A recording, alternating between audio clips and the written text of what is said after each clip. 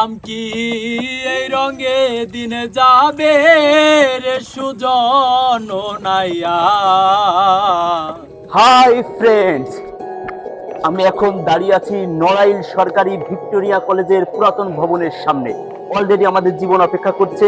আজ আমরা অনেক অনেক অনেক এক্সাইটেড, কারণ আজ আমরা যাচ্ছি গোপালগঞ্জ। ইয়েস, আমরা যাচ্ছি গোপালগঞ্জ, লাল শাপলার বিলে। কোথায় যাচ্ছি? লাল শাপলা বিলে। ইয়েস, লাল শাপলার বিলে। আপনারা আমাদের সাথে থাকুন এবং সুন্দর সুন্দর দৃশ্যগুলো উপভোগ করুন। আমরা নড়াইল থেকে গোপালগঞ্জে যাওয়ার উদ্দেশ্যে নড়াইল থেকে রওনা হয়েছিলাম। আমরা যে রুটে গোপালগঞ্জে যাচ্ছি, এই রুটে গোপালগঞ্জে যেতে হলে আমাদেরকে বড় বড় দুটি নদী পাড়ি দিতে হবে। দুটি নদীর নামই মধুমতি। আমরা কালিয়ার উপর দিয়ে গোপালগঞ্জে যাচ্ছি। আমরা এখন এসে পৌঁছেছি বারোইপাড়ার খেয়াঘাটে। আমরা এই ঘাট থেকে ট্রলারে করে এই নদীটি পার হব।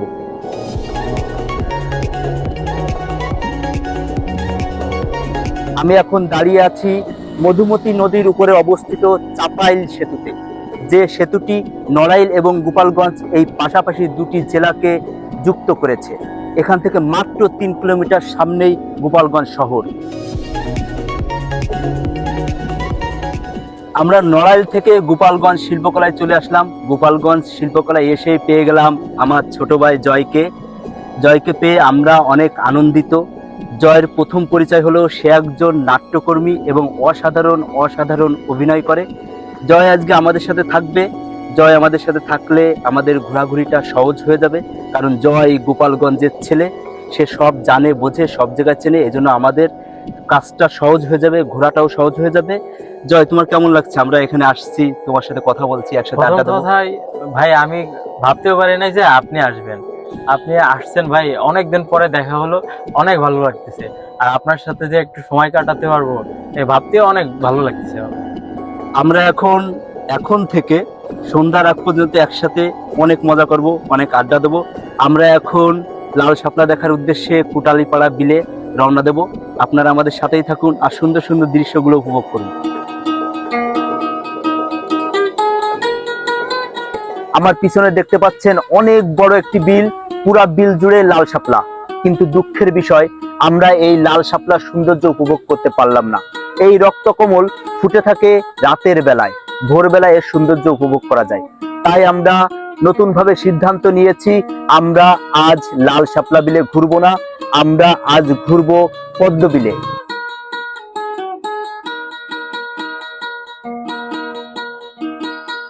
এখন আমরা পদ্ম ফুলের সৌন্দর্য উপভোগ করার জন্য পদ্ম বিলে যাচ্ছি এই ছোট্ট নৌকা করে। আমার অনেক ভয় করছে, দুলছে তো, ডুবে যেতে পারে, সেই জন্য।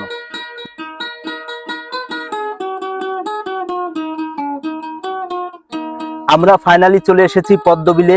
আমরা এখন পদ্ম বিলে আমাদের মাঝি কাকার সাথে কথা বলবো। এই পদ্ম বিল সম্পর্কে আমরা জানার চেষ্টা করব। আচ্ছা কাকা, আপনার বাসা তো এখানে? জি, এখানেই বাসা। জি। এই যে আমরা পদ্ম বিলে ঘুরতে এসেছি, এই পদ্ম বিলের নাম কি? বলাকল পূর্বপাড়া পদ্মবিল।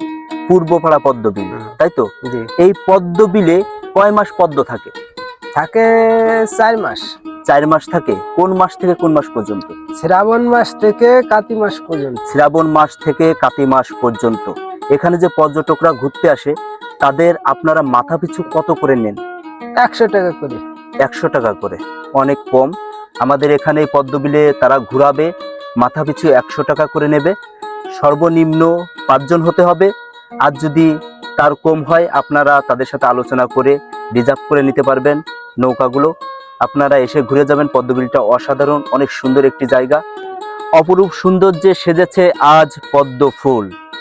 কালচে পানির মধ্যে সবুজ পাতার উপর মাথা উঁচু করে সৌন্দর্য ছড়াচ্ছে পুরো বিলে এই পদ্ম ফুল। যে সৌন্দর্য আমাকে পাগল করেছে, আমাকে মুগ্ধ করেছে। এখন মনে হচ্ছে এই বিলের পানিতে নেমে এই পদ্ম ফুলের সাথে পাগলামি করি, পদ্ম ফুলের সাথে খেলা করি। অসাধারণ একটি জায়গা, অসাধারণ পরিবেশ। আমরা গোপালগঞ্জ কুটালীপাড়ায় এসেছিলাম এই পদ্ম বাগানে ঘুরতে। তুমি কতদিন ধরে এই নৌকা চালাও? 3 বছর। 3 বছর। তোমার বয়স কত? 11। 11 বছর। জি। 11 বছর বয়স, সে 3 বছর ধরে নৌকা চালায়। এই পদ্ম ফুলের সৌন্দর্য উপভোগ করার জন্য প্রতিদিন প্রচুর মানুষ এইখানে ভিড় জমায়। ভ্রমণ পিপাসু মানুষেরা তাদের পরিবার নিয়ে অথবা বন্ধুদের নিয়ে অথবা তাদের ভালোবাসার মানুষ নিয়ে এই সৌন্দর্য উপভোগ করতে আসে। এখানকার স্থানীয় মাঝি ভাইয়েরা পর্যটকদের ঘুরিয়ে অর্থ উপার্জন করে থাকে। এই পদ্মবিলে ঘুরতে হলে নৌকায় করে প্রত্যেককে ব্যয় করতে হবে 100 টাকা। 100 টাকা মাথা পিছু তারা নিয়ে থাকে এই পদ্মবিলে ঘোরানোর জন্য। আকাশে সাদা মেঘের ভেলা, নিচেই গোলাপি পদ্ম, কি অসাধারণ দৃশ্য। এখন আমরা পদ্মবাগান থেকে ফিরছি গান করতে করতে, অনেক আনন্দ করতে করতে, মজা করতে করতে। আমি কান্দিয়া বানাইতাম একটা আশায় আশায় মরবো বুঝি তৃষ্ণাতে বুক শুকায়া। আমি আশায় আশায় মরবো বুঝি তৃষ্ণাতে বুক শুকায়া। আমি কান্দিয়া বানাইতাম একটা কষ্ট নামে রাজব দরিয়া। ওরে ডুবিয়া মরিলেও শান্তি দেখতো যদি বন্ধু আসিয়া।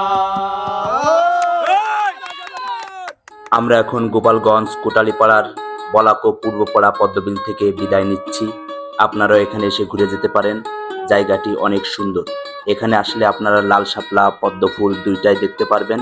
তবে লাল শাপলা দেখতে হলে আপনাকে সকাল 9টার আগে আসতে হবে, তা না হলে আপনারা ফুটন্ত লাল শাপলার সৌন্দর্য উপভোগ করতে পারবেন না, যেমনটা আমরা পারিনি।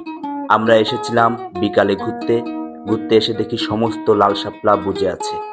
যদি লাল শাপলার সৌন্দর্য উপভোগ করতে হয় তাহলে আপনাকে অবশ্যই সকাল 9টার আগে আসতে হবে, আর পদ্মফুল দেখতে হলে বিকালে আসতে হবে।